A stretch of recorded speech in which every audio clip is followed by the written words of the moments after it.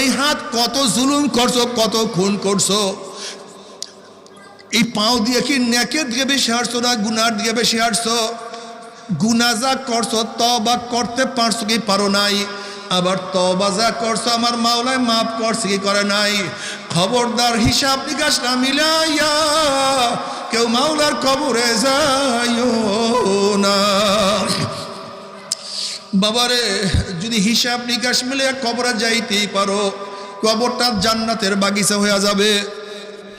যত দূর তাকাবা ফাঁকা হয়ে যাবে, জান্নাতের নাজ নিয়ে আমাদের কবরটা ভরিয়া যাবে। আল্লাহ তুমি কবুল করিয়া নাও। কিয়ামতের ময়দানে আমার মাওলা ডাকিয়া ডাকিয়া আরশের নিচে জায়গা করিয়া দিবে।